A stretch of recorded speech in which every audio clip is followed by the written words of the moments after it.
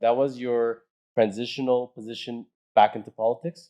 So yeah, it was a bit of a gap filler. It was a great experience. It paid the bills, but I realized it wasn't what I wanted to do, full time, and I still had a call to public life. So 1995 came around, and that was going to be a provincial election. And I believed in Mike Harris. He was this golf pro from North Bay that everybody said didn't have a chance of winning, but I believed in him and what he stood for. And I was going to be a campaign manager.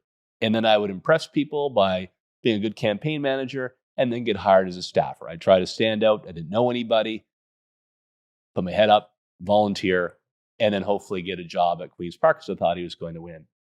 And then my candidate dropped out. And the guy that was left on the stage, some people didn't think he'd be appropriate, and they encouraged me to run because I'd been a volunteer before in the Conservative campaigns. So I said, Jonathan, what the hell? Here I am. I'm 27. I'm not going to win. My seat that Conservative had never won since before I was born.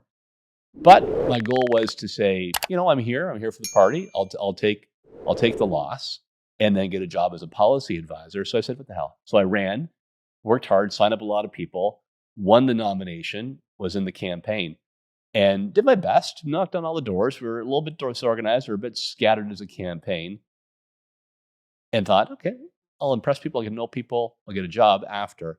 And then there was a debate, and about 4 or 5 days left in the campaign, I said, holy smokes, I might actually win this. People are saying, 27-year-old kid, I don't know much about you, but I like that Harris guy, what he said, or at least he's talking about the right things. Put up a lawn sign. What's going on?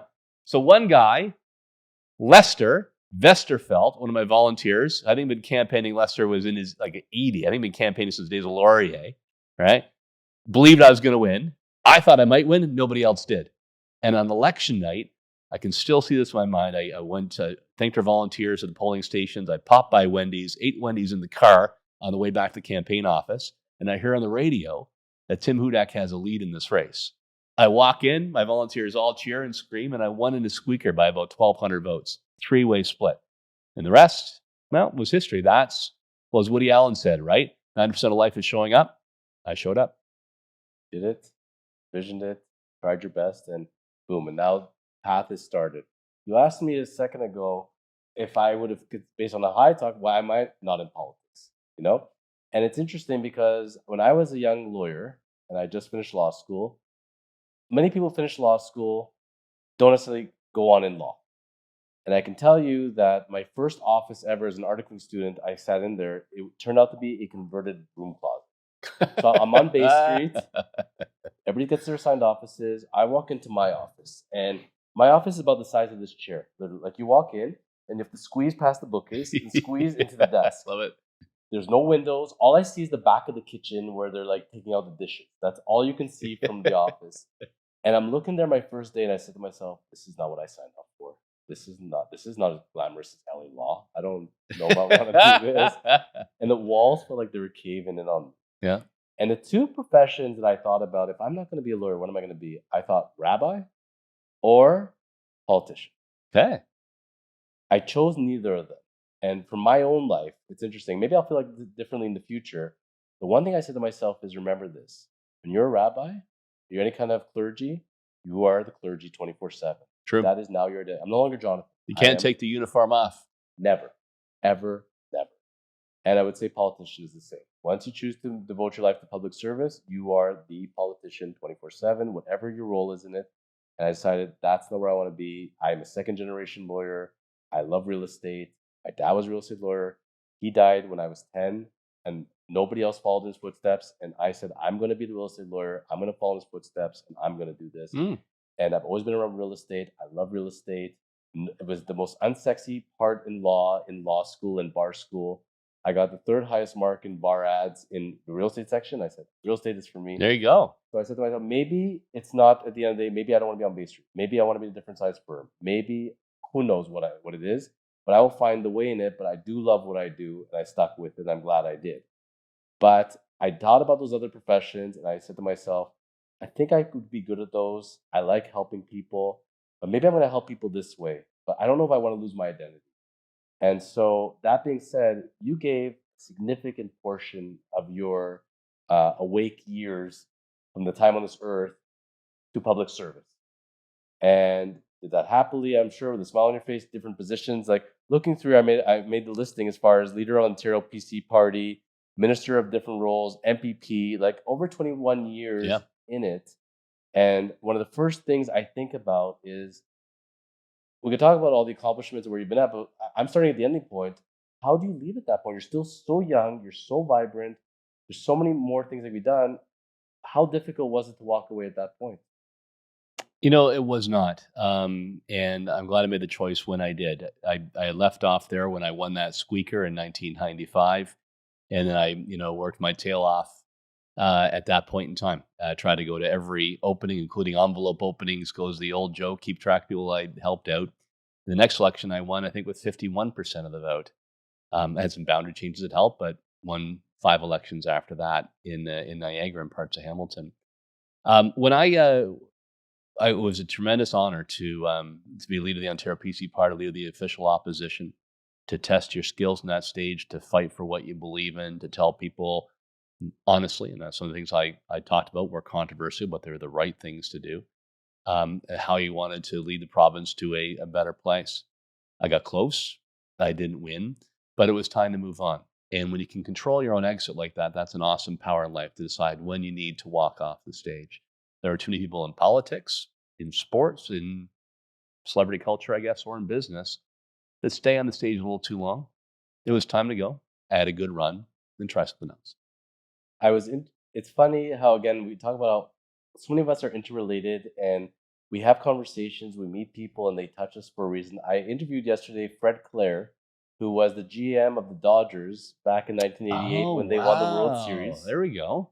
So he was an executive with the team for years. He got thrown into the position. The other GM that was there for a long time got canned because he said something inappropriate. They put him in, inexperienced, but has been an executive, been a baseball guy, never actually played. His first year as GM, wins the World Series, the Kirk Gibson home run, that whole shebang. And then near the end of it, he ends up leaving the team after 30 years with the team because they changed the ownership and they make a trade. They trade Mike Piazza, who was the heart and soul of the Sure. team. And Mike Piazza's gone out, and he said, "Hold on a minute. I'm the GM, but you made the decision. You traded him, so you can make 2 press conferences now. Announce the trade and announce my resignation because I'm not going to do this." And the question I asked him yesterday, I said, "Fred, you devoted your life to baseball. You've been with the Dodgers for 30 years. Other teams must have been knocking on the door. How did you not stay in baseball? You were still young." And he said the same thing you did. He said, "You know what? I knew when I wanted to walk away. I got to write my own ticket. I had other things I wanted to do in life, and I want to walk out on top, and I feel good about it." And it's amazing to me how a person could devote so many years to the profession, to their role, and feel comfortable with it. And that's where I think sometimes when I see people that they maybe hang on too long, and I don't know what they're looking for as far as glory or self fulfillment, and maybe they doubt themselves in another area. But on that token, when you think about it, when you're going into something different, something out of your wheelhouse, and you're saying, "Now I'm at this point in my life, I want to try a different challenge." Pretty exciting. It's scary, but challenge. But challenging, but exciting at the same time. When you Yeah, do it, absolutely. When you have that opportunity to control your fate as best as possible, as well, this whole podcast, the chosen life, right? To try to choose to do something different and choose when it's time to walk away. It's a great power to have. It's fortunate to have that opportunity as well. But boy, it's a good way to go through life when you can choose what door you go in and what door you walk out. so I'm not going to leave politics yet. We're going to be done with it soon, but I do have to touch upon it because questions again came to my mind when I was up there and heard you live speaking for the first time. Yeah. I said to the guests at my table, I said, "He was born to speak. He was born to lead." And you hear the words and you want to believe it. I felt inspired. The word you were talking about how the real estate market was going, and at the time it was in a very positive direction. This was a few years back, and you were still relatively new in the OREA role, but again, you believed in what you were doing. You did your research, and you came to talk about some hard questions as far as where things are going in construction and with builders and planning future developments. But again, you came in there with conviction, and I appreciated that. And I said to myself, I think he's going to come back. And I know you've talked before in other forums, and I've heard interviews, and you said, "I'm done. Maybe I'll come back, but probably not." One of the things I wanted to ask you was today in our country today, let's take aside provincial wise in Ontario where we're at, but federal wise, when you see in the party, in the PC party, for example, that now there's going to be an election, there's going to be a new head of the federal party, and all these years with Justin Trudeau, a lot of people talking that, without getting too political on this show, but likely time for a change and who's going to be the new leader of that. When you were watching this and seeing that opportunity, did it speak to you whatsoever? Did you think about throwing your hat into the ring at any point? No, I don't have that itch. 21 years, and I got to, so say the number 2 spot. I didn't get to be number 1, and it is pretty hard to jump in and take the top job right away. It's hard to think of somebody who has done that. John Charest is trying to do that, but I don't think things are looking very well for him in this leadership race. Now, I think it just, again, like a pro athlete who tries to make a comeback, you're really taking a risk there. I loved what I did. I loved every moment. I'd encourage folks at home that want to make a difference for the community, the province, the country, to do so. There's nothing more rewarding than having that desk and that microphone to fight for what you want to do and what you believe in. But at a time when you lose your smile and you want to move on to something else, you shouldn't look back. I tell people always, if you're not happy with the way things are in life, sit down, figure out those issues. What speaks to you? Ask the questions and figure out who's on your side. And if you don't like it, speak up. There's a voice. But unfortunately, a lot of people are just content to kind of sit back, let others do it, and somebody else will take care of it. But at some point, somebody has to jump in. And the leaders that want to take over a party or want to take over a country or a province, wherever they want to be at, they feel that fire in their belly and they're like, this speaks to me, I want to do it. And that's where I was curious. During this point, I can tell you, in my estimation, you have the years of experience, you have the right look, the right fit, and I can see it. But it's not for me to see it, it's for you to see it, certainly in your lifespan. And maybe it will come into the future, I don't know. Yeah, but very, very kind. And I love what I'm doing now. I love the day-to-day. Like, every time my feet hit the floor in the morning, I'm out there fighting to help create the next generation of Canadian homeowners, right? That is just very compelling.